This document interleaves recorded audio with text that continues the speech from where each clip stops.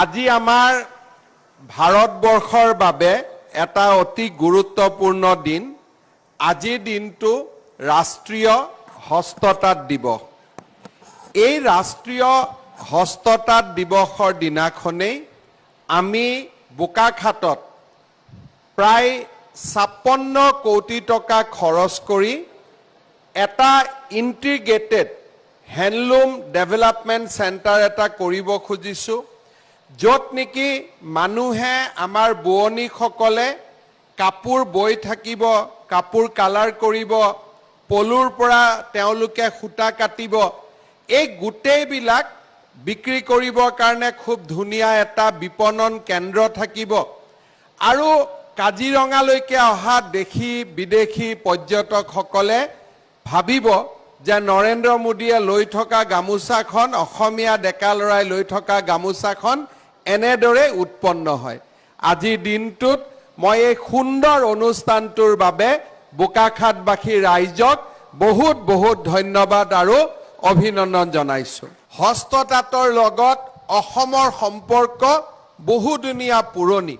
মহাপুৰুষ শ্ৰীমন্ত শংকৰদেৱে আমাৰ বৰপেটাৰ তাঁতিকুছিত 120 হাত দীঘল আৰু 60 হাত বহল বৃন্দাবনী বস্ত্ৰ বুই উলিয়াইছিল।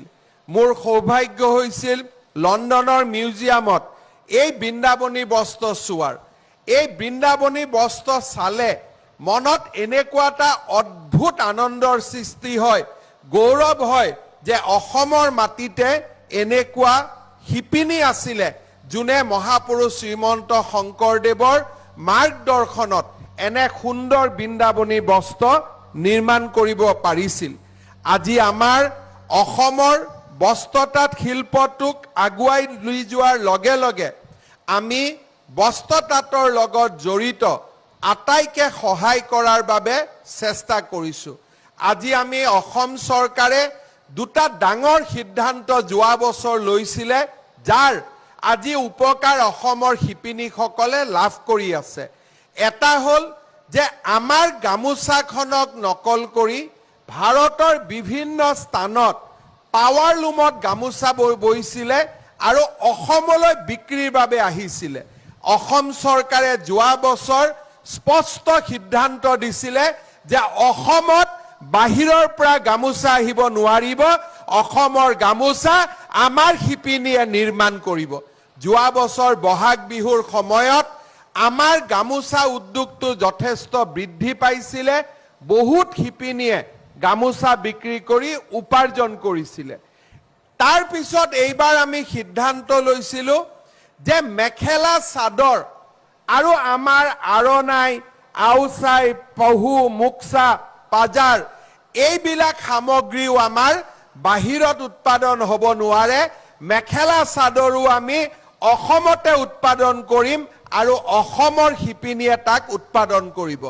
অৰ্থাৎ এতিয়া গামোচা আৰু মেখেলা চাদৰৰ এখন বৃহৎ বজাৰ আমাৰ শিপিনীসকলৰ বাবে আমি সৃষ্টি কৰিব পাৰিছোঁ। মই শিপিনীসকলক আহ্বান জনাম যে আপোনালোকে গামোচা আৰু মেখেলা চাদৰ উৎপাদন কৰক। যথেষ্ট ডাঙৰ এখন বজাৰ আছে, সেই বজাৰ এতিয়া আমাৰ বাবে আমি মুকলি কৰিছোঁ।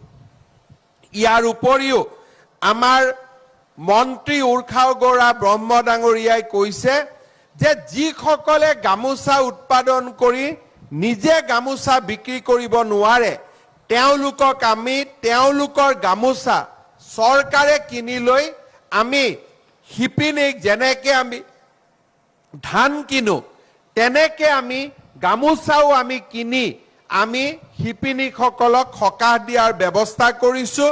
আৰু তাৰ কাৰণে আমি 100 কোটি টকাৰে ইতিমধ্যে শিপিনীসকলৰ পৰা গামোচা ক্ৰয় কৰা আৰম্ভ কৰিছোঁ।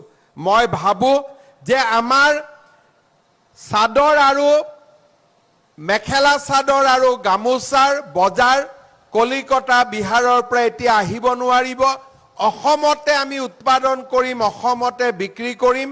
তাৰ লগত গামোচা, পাজেৰ, আৰণাই আদি ৰাজ্যৰ শিপিনীসকলৰ পৰা চৰকাৰে কিনি লোৱা ব্যৱস্থা দিয়ে আমাৰ অসমক শিপিনীসকলক অৰ্থনৈতিক নিৰাপত্তা দিয়াত যথেষ্ট সহায় কৰিব। আজি আমি কাজিৰঙাত আৰম্ভ কৰিব খোজা 56 কোটি টকা ব্যয়ৰ এই সংহত হস্ততাঁত যি আমাৰ অভিজ্ঞতা হ'ব, ইও আমাক যথেষ্টখিনি আগুৱাই লৈ যাব। গোলাঘাট জিলাতে প্ৰায় 67,000 শিপিনী আছে। এই সকলো শিপিনীয়ে আমাৰ চৰকাৰে আগবঢ়োৱা বিভিন্ন আঁচনিৰ উপকাৰ ল'ব পাৰিব আৰু উপকৃত হ'ব পাৰিব।